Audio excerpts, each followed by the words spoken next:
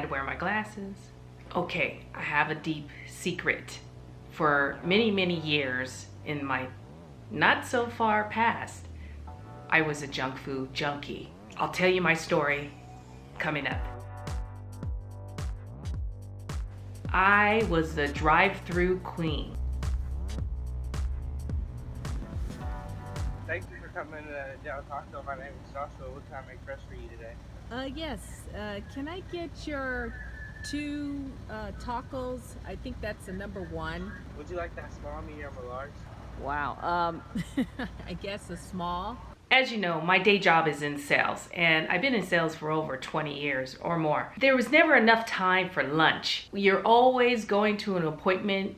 You traveled a lot. I used to work out of LA, and anyone that knows Los Angeles, you are constantly in a car sitting in traffic. I would find myself going to those wonderful drive-thrus, you know, the typical suspects like McDonald's. Yes, I was one of those people that would go to McDonald's maybe 2 or 3 times a week if it was a busy week and I was always in the field.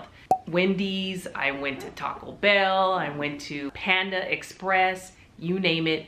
If it was a drive-thru, I had probably 20-30 minutes max to eat, get the food and eat, and go to another appointment. So yeah, that's what I was left with.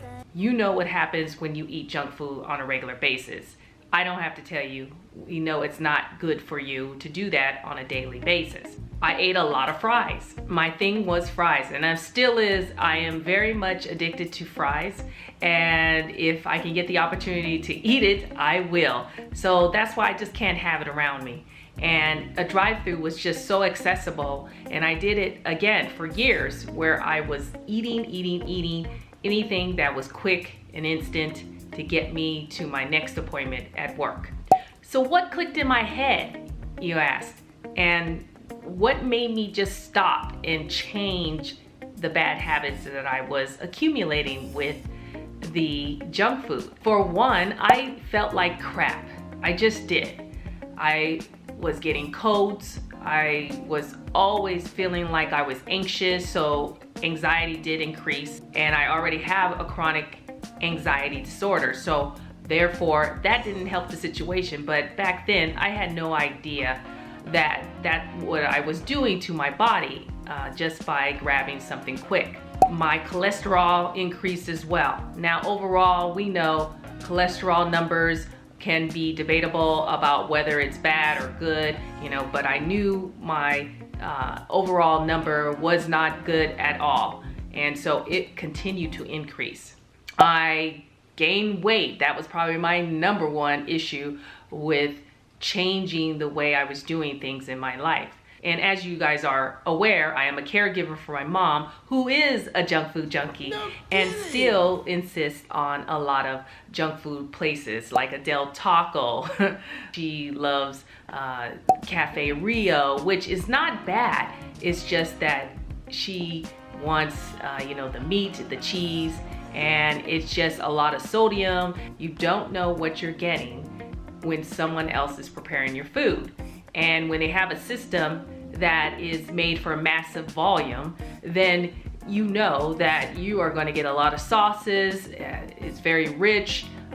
Extra sugar is in it, even if you don't think it is, because it may be savory, but there's sugar in it. You are just utilizing food that's not grade A, if you will. It's not really organic, right? You get what you pay for.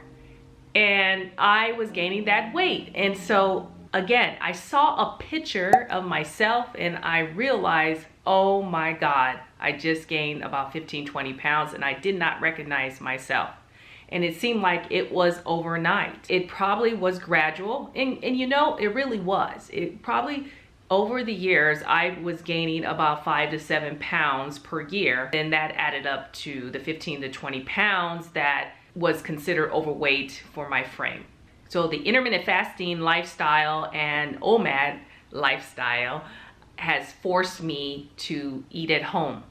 And when I decided to make that change in my life, because remember, the intermittent fasting lifestyle is not a diet. It was changing your whole way of thinking, your mindset, as well as how you ate and when you eat, right? Of the eating window that you set up for yourself that would help you lose the weight and then maintain it. And not only that, it will give you the optimum health that you're looking for, and I'm certainly searching for, and I'm on this journey along with you. The intermittent fasting changed everything that I thought about and how my relationship to food was. I forced myself to eat at home at least 5 days a week and prepare some foods that are easy to make. I'm not a cook. I really am not a big cook, although I can make a couple of signature dishes. And maybe on a future video, I will put together a nice little recipe book of what I eat in the week. So I cannot stress it enough that eating at home is the only way that you can control your calorie intake, your portion size, and all the ingredients that you put in that otherwise, if you're out in the street, you can't control that, and those ingredients will work against you in the long run. Eating at home, I know exactly what I'm going to get, and I know that what works for my body and what makes me feel good, especially eating tons of vegetables and not putting the extra sauces and the extra sugar-filled ingredients that my body is rejecting in the first place. So the question of the day is, are you a junk food junkie? And if so, do you find that when you eat out, that how do you feel in the long run? It's not only physical, but it's also mental and spiritual. So think about those things, and I appreciate your comments. And don't forget that I'm also on Instagram, so check me out at regedited as well. I do have a website, and if you like to see that with the same name, regedited.com, I look forward to seeing you over there as well. And just remember, caregiving begins with you, and don't be a junk food junkie. Talk to you later.